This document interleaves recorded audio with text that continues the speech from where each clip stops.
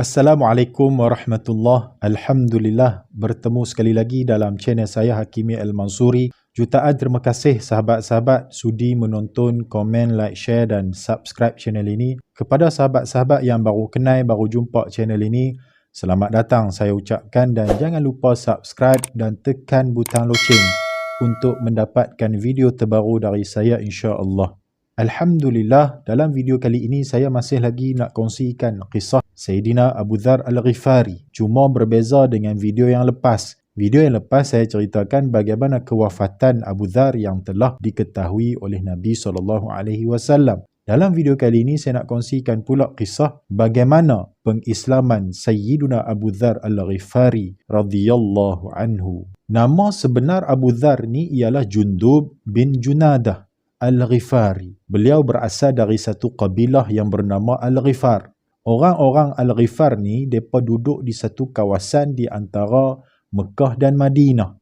Kabilah Al-Ghifar ini terkenal sebagai satu kabilah yang ganas. Mereka selalu melakukan perompakan ke atas para pedagang. Termasuklah ketika itu Abu Dzar sendiri. Zaman sebelum dia Islam, dia ni lebih samsing dari samsing kampung dusun. Memang dia ni ganah, berani, kuat orang dia. Bahkan dia ni kalau kata nak pergi merompak satu kafilah yang tengah bawa barang ni, seorang-seorang dia je dia pergi rompak. Nak habaq kata berani dan kuatnya Abu Dzar ini.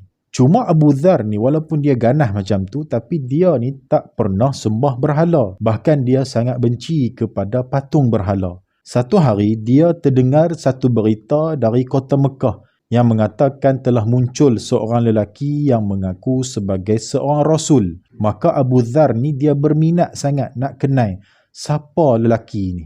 Abu Dzar dia tak pi terus, dia hantar dulu saudara dia pi rikilain dulu, usya-usya dulu siapa lelaki itu. Kemudian bila mana saudara dia pulang semula ke Ghifar, habaqlah kata, ya betul dekat Mekah tu ada seorang lelaki mengaku sebagai seorang Rasul. Dia ni berakhlak mulia.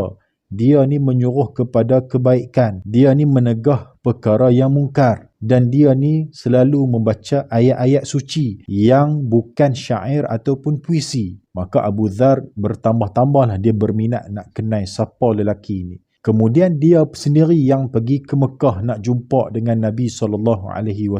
Sampai di Mekah, Abu Dzar dia berlakon sebagai seorang pengembara yang terputus bekalan makanan. Dia pun tahu, dia tak boleh nak pi sampai-sampai duk tanya pula kan.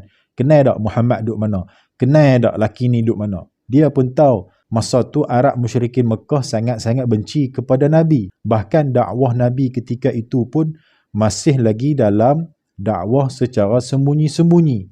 Abu Dzar pun tak tanya siapa-siapa pun. Dia pi buat-buat tawaf di Kaabah, dia minum air Zam-Zam. Orang tengok dia pun orang tak peduli sangat lah. Tapi kelakuan dia ini disedari oleh seorang sahabat, iaitu Sayyidina Ali bin Abi Talib radhiyallahu anhu. Sebab Sayyidina Ali tak biasa tengok dia ni. Dia ni bukan orang Mekah ni, orang asing ni, mai daripada jauh ni. Maka Sayyidina Ali pun nak mengikramkan tetamu. Sayyidina Ali ajaklah balik ke rumah, ajak bermalam, jamu makan dan sebagainya. Hari pertama Abu Dzar pun tak tanya apa-apa kepada Sayyidina Ali, dan Sayyidina Ali pun tak tanya apa-apa kepada Abu Dzar. Hari kedua pun sama, pakat-pakat tak tanya apa. Hari ketiga, bila mana Sayyidina Ali tengok Abu Dzar ni masih ada lagi di Mekah, maka Sayyidina Ali tanyalah, apa tujuan hang mai ke Mekah ni? Sebab aku tak bisa tengok muka hang pun di sini. Abu Dzar pun terus mengaku, cuma dia minta kat Sayyidina Ali supaya janji tak bagi tahu siapa-siapa apa tujuan dia mai ke Mekah. Dia pun bagi tahu, dia kata, aku mai ni nak jumpa seorang lelaki yang mengaku sebagai seorang Rasul yang mempunyai akhlak yang baik, akhlak yang mulia, mengajak kepada kebaikan, mencegah kemungkaran. Maka Sayyidina Ali mengiyakan. Sayyidina Ali kata, ya, dia seorang utusan Allah. Sayyidina Ali pun bawalah Abu Dzar bertemu dengan Nabi SAW. Tapi sebelum tu, Sayyidina Ali pesanlah kepada Abu Dzar, hang ikut aku dan hang kena berlakon macam hang tak kenal aku, supaya orang tak syak lah hang ikut aku dan ke mana aku nak bawa hang ni. Jadi kita kena pandai-pandai lah sagi dalam perjalanan. Abu Dhar pun, okey, tak ada masalah. Maka mereka pun pergilah. Sampailah Abu Dhar bertemu dengan Nabi SAW.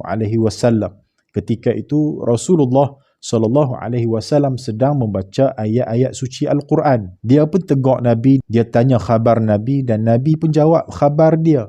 Kemudian dia kata kepada Nabi, bacakanlah kepada aku hasil gubahan anda itu. Maka jawab Nabi SAW, ini bukan puisi ataupun syair yang boleh digubah.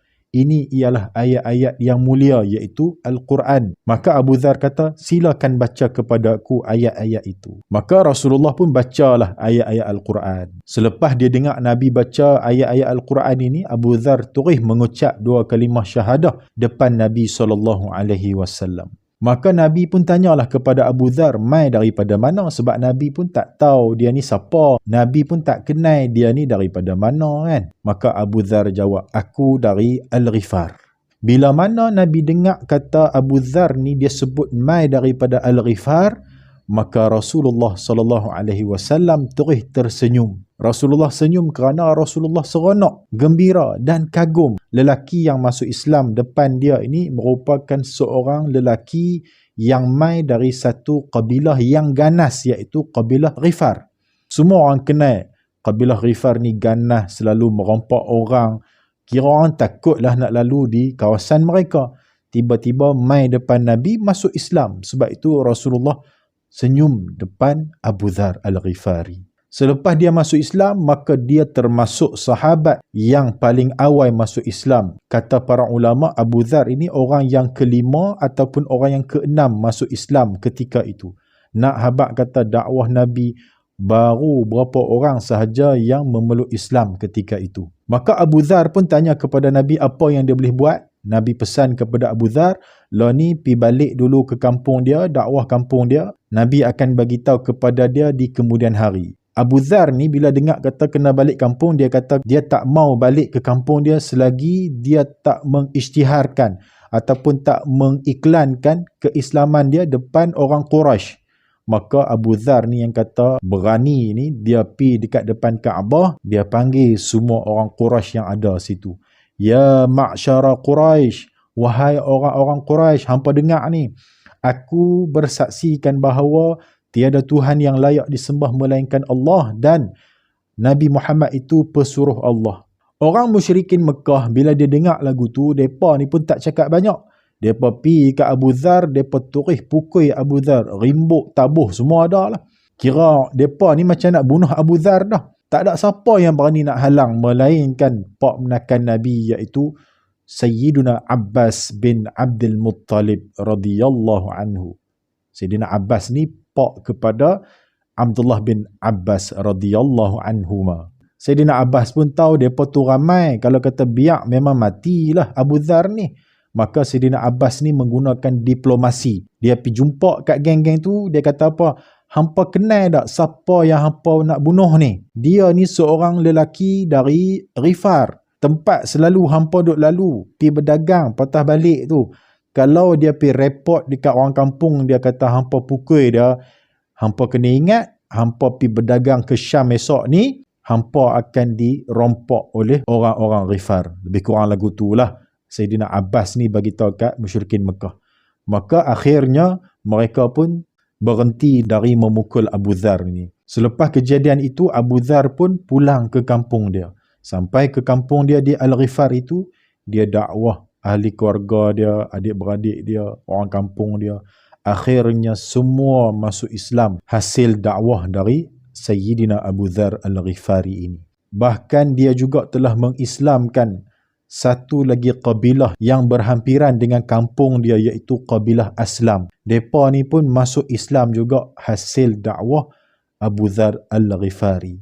Inilah antara kehebatan Abu Dhar Al-Ghifari. Mudah-mudahan bermanfaat untuk kita. Terima kasih sahabat-sahabat sudi menonton. Jangan lupa subscribe dan tekan butang loceng untuk mendapatkan video terbaru dari saya. Terima kasih. Aqulu qawli hadha wa astaghfirullahal azim li wa lakum. Wassalamualaikum warahmatullahi wabarakatuh.